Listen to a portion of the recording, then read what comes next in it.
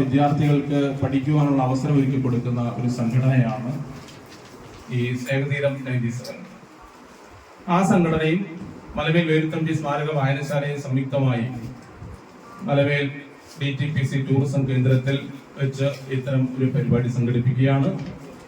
ഈ 2 ആഴ്ച മുമ്പ് ശബരി എന്നോട് ഇങ്ങനെ സൂചിപ്പിച്ചു, നമുക്ക് മലമേലൊരു പുസ്തകക്കൂട് വായനശാലയുടെ വകയായിട്ട് സ്ഥാപിക്കണം.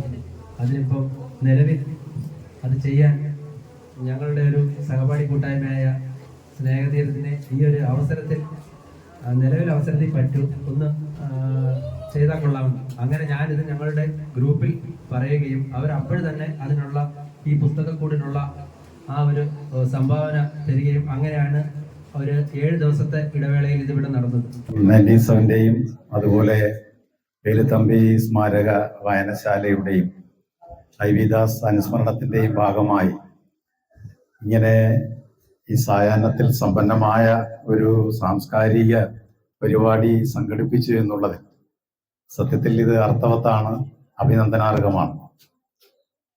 എനിക്ക് തോന്നുന്നു പക്ഷേ ഇതിന്റെ സ്വാഗതം ആശംസിച്ച ഏറ്റവും പ്രിയപ്പെട്ട ശബരിനാഥ് നമ്മള് വാക്കുകളുമായി ബന്ധപ്പെട്ട് സംസാരിക്കുന്നതിനെ കുറിച്ചൊക്കെ പറഞ്ഞെങ്കിലും ഇതൊക്കെ തന്നെയാണ് നമുക്ക് നമ്മുടെ ആശയങ്ങളെ നമ്മൾ പകർന്നു കൊടുക്കുക എന്ന് മാത്രമേ ഉള്ളൂ. ക്ലാസ് മുറിയിലാകുമ്പോൾ കുട്ടികൾക്ക് കുറെ കൂടി ശരിയായി നമ്മൾ പറഞ്ഞു കൊടുക്കും. നമ്മള് ബഷീറിന്റെ പുസ്തകം എനിക്ക് കിട്ടിയത് കേട്ടോ. ബഷീറിനോട് എഴുതുന്ന സമയത്ത് സഹോദരൻ പറഞ്ഞത് എവിടെയാണ് ആക്കിയാതം എവിടാണെന്ന് ചോദിച്ചപ്പം നിന്റെ മണ്ടൻ ആക്കിയാതം പോടാ ജോലി നോക്കി, ഇത് എന്റെ രീതിയിൽ ഞാൻ എഴുതുന്നതാണെന്ന് പറഞ്ഞു.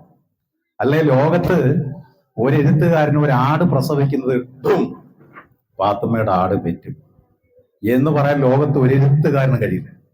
ആട് പെറ്റത് ഇടും എന്ന് പറയുന്ന ഒരു പദം ഉപയോഗിക്കാൻ ബഷീറിനെ കഴിയും. ആ ബഷീറിന്റെ ഭാഷയും ഇതുപോലെയായിരുന്നു. അതിനകത്ത് വ്യാകരണമൊന്നുമില്ല. വ്യാകരണത്തിന്റെ വേലിക്കെട്ടുകൾക്കപ്പുറത്ത് മലയാളികളെ കൂട്ടിക്കൊണ്ടുപോയ സാഹിത്യത്തിന്റെ ഉദ്യാനപ്പടർപ്പിലെ തെളിഞ്ഞു നിൽക്കുന്ന ഒരു നക്ഷത്രമാണ് ബഷീർ എന്നുള്ളത് കൊണ്ടാണ് നമ്മൾ കഴിഞ്ഞ ഈ ജൂലൈ 5-ാം തീയതി അദ്ദേഹത്തെ കേരളത്തിലെമ്പാടും ലോകത്തെമ്പാടും അദ്ദേഹത്തെ ഒരു പക്ഷേ അനുസ്മരിച്ചത്. ഏറ്റവും പ്രിയപ്പെട്ട അരുൺലാല് എൻ്റെ പ്രസിഡന്റ് കൂടിയാണ്. അദ്ദേഹം എന്നെ വിളിക്കുമ്പോൾ ശരിക്കും പറഞ്ഞാൽ ഉച്ചവരെ കുറച്ച് റെക്കോർഡിംഗ് ഉണ്ടായിരുന്നു. ഞാൻ കേട്ടപ്പോൾ തന്നെ പറഞ്ഞാൽ വരാമെന്ന് പറഞ്ഞു. കാര്യം ഞാൻ ഈ കഴിഞ്ഞ ആഴ്ച ഈ അജി ജോർജിനെ എനിക്കറിയാം, ഞാൻ നേരിട്ട് കണ്ടിട്ടില്ല എന്നുള്ളതേ ഉള്ളൂ. ഞാൻ ഫേസ്ബുക്കൊക്കെ എപ്പോഴും ഇങ്ങനെ ശ്രദ്ധിക്കുന്ന ആളാണ്.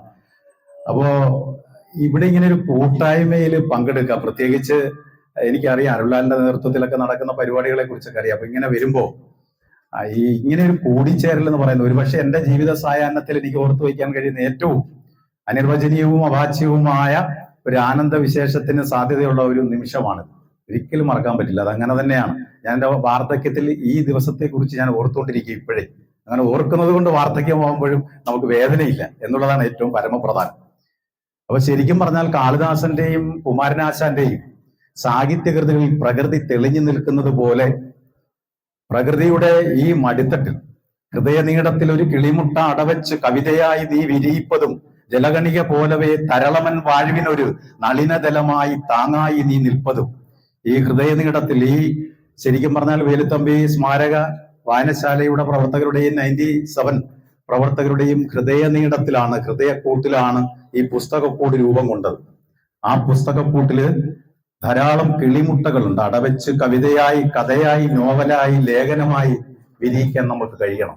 അതിനിവിടെ എത്തിച്ചേർന്നവർക്കും അത് വിജ്ഞാനത്തിന്റെ വികാസത്തിലേക്ക് കിളികളെ പോലെ പറന്നു പോകാൻ കഴിയണം. നമ്മുടെ പുതിയ കാലം എന്ന് പറയുന്ന ഒരുപാട് വെല്ലുവിളികളുടേതാണ്. മനുഷ്യന് അതിവേഗം വസ്തുക്കളായിക്കൊണ്ടിരിക്കുന്ന ഒരു വർത്തമാന കാലഘട്ടത്തിൽ ജീവിക്കുന്നു എന്നുള്ളത് വളരെ വേദനയുടേതാണ്. Too many useful things make too many useless men എന്ന് പറയാറുണ്ട്. ഒരുപാട് ഉൽപ്പന്നങ്ങളുടെ കൂട്ടത്തിൽ ഉപയോഗശൂന്യമായ ഒരു വസ്തുവായി മനുഷ്യൻ മാറുന്നു എന്നുള്ളതാണ്. അവൻ അനുഭവങ്ങൾ കുറഞ്ഞു പോകുന്നു. അവൻ അടച്ചുറപ്പുള്ള മുറിക്കുള്ളിലോ വലിയ മതിൽക്കെട്ടിനുള്ളിലോ ചെറിയ സ്ക്രീനിലെ അർത്ഥരഹിതമായ ചലനങ്ങൾ നോക്കി ജീവിതത്തെ തള്ളി നീക്കുന്നവരാണ്. അപ്പൊ അവന് അനുഭവങ്ങൾ ആരാണ് പകർന്നു കൊടുക്കുന്നത്? അനുഭവമുള്ളവരാണ്. അതാരാണ്? എഴുത്തുകാരാണ്. ഒരു എഴുത്തുകാരൻ ഒന്നും വെറുതെ എഴുതാൻ കഴിയില്ല. ഞാൻ കുട്ടികളോടൊക്കെ ചോദിക്കും, ഒരു നോവലിനെ കുറിച്ച് ചോദിക്കും. അത് എം മുകുന്ദന്റെ നോവലാണ്. കേശവന്റെ വിലാപങ്ങൾ എന്നാണ് നോവലിന്റെ പേര്. നോവൽ തുടങ്ങുന്നത് ഇങ്ങനെയാണ്: അച്ഛൻ അവനെ അപ്പു എന്ന് വിളിച്ചു, അമ്മ അവനെ കുട്ടൻ എന്ന് വിളിച്ചു, നാട്ടുകാർ അവനെ അപ്പക്കുട്ടൻ എന്ന് വിളിച്ചു. ഞാൻ കുട്ടികളോടൊക്കെ ചോദിക്കും, ഇങ്ങനെ പറഞ്ഞാൽ എന്താണ്?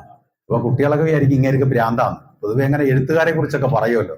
അച്ഛനവനെ അപ്പു എന്ന് വിളിച്ചു, അമ്മ അവനെ കുട്ടൻ എന്ന് വിളിച്ചു, നാട്ടുകാർ അവനെ അപ്പക്കുട്ടൻ എന്ന് വിളിച്ചു. ഒന്ന് ആലോചിച്ച് നോക്കിയേ, ഒരു എഴുത്തുകാരൻ തന്റെ നോവലിന്റെ തുടക്കത്തിൽ എഴുതി വച്ചിരിക്കുന്നത് അച്ഛൻ അപ്പു എന്ന് വിളിക്കുമ്പോൾ പൂർണ്ണതയില്ല, അമ്മ അപ്പു എന്ന് വിളിക്കുമ്പോൾ പൂർണ്ണതയില്ല, അപ്പുക്കുട്ടൻ എന്ന പേര് പൂർണ്ണമായി അവന് ലഭിക്കുന്ന ഒരു സമൂഹത്തിൽ നിന്നാണ്. ആർത്ഥത്തിലാണ് ഈ ശബരിനാഥും അരുൾലാലും ഇവിടെ എത്തിച്ചേർന്നിരിക്കുന്ന പ്രിയപ്പെട്ട പഞ്ചായത്ത് പ്രതിനിധികൾ, ടൂറിസത്തിന്റെ ബഹുമാന്യർ, പ്രിയപ്പെട്ട നമ്മുടെ ഗോപകുമാർ ചേട്ടൻ, അജി ജോർജ്, ഇവരെല്ലാം പൂർണ്ണതയുള്ളവരങ്ങനെയാണ്. Appukuttan, man is a social animal. ഒരു നോവല് വെറുതെ എഴുതുന്നില്ല. നമ്മുടെ കുട്ടികളോടൊക്കെ ഞാൻ എപ്പോഴും പറയും, നിങ്ങൾ ആലോചിക്കുന്നുണ്ടോ വെറുതെ ഒരു രചന നടത്തുന്നു എന്ന് നിങ്ങൾ ആലോചിക്കുന്നുണ്ടോ? ഒരിക്കലുമില്ല. എന്തിനാണ് നമ്മൾ വായിക്കുന്നതെന്ന് പുതിയ കാലത്തെ കുട്ടികളോട് ചോദിക്കുമ്പോൾ കുട്ടികൾ തിരിച്ച് ഞങ്ങളോട് ചോദിക്കും, എന്തിനാണ് വായിക്കുന്നത് എന്ന് ചോദിക്കും. വായിക്കുന്നത് എന്തിനാണെന്ന് ഒരു ഒറ്റത്തരമേ ഉള്ളൂ: നീ നിന്നെ അറിയുന്നത് പോലെ അവരനെ അറിയാനാണ്. അവരനെ അറിയുന്നില്ല. അതുകൊണ്ടാണ് അയൽക്കാരൻ മരിച്ചത് വർത്തമാന പത്രത്തിൽ നോക്കിയാണ് നമ്മൾ തിരിച്ചറിയുന്നത്. എം എൻ വിജയൻ പറഞ്ഞത്. തൊട്ടപ്പുറത്തെ വീട്ടിലെ ദാസേട്ടൻ മരിച്ചത് നമ്മൾ മലയാള മനോരമ നോക്കിയിട്ടാണ് അറിയുന്നത്. അതാണ് നമ്മുടെ അയൽപ്പക്ക ബന്ധം എന്ന് പറയുന്നത്. അപ്പൊ ഇവിടെ ഒരു പൂർണ്ണത നമുക്ക് വായന തരുന്നു എന്നുള്ളതാണ് ഏറ്റവും പ്രധാനം. ഞാൻ കുട്ടികളോട് പറയും, നിങ്ങൾക്ക് എത്ര നല്ല ഭാവനയാണ് തരുന്നത്, എത്ര നല്ല ചിന്തകളാണ് തരുന്നത്, നിങ്ങളുടെ മസ്തിഷ്കത്തെ എത്രമാത്രം അത് മതിക്കപ്പെടുന്നു. അത് എങ്ങനെയാണ് നിങ്ങൾ വളരെ സിമ്പിളായിട്ട് ഞാൻ കുട്ടികളോട് പറഞ്ഞു കൊടുക്കും.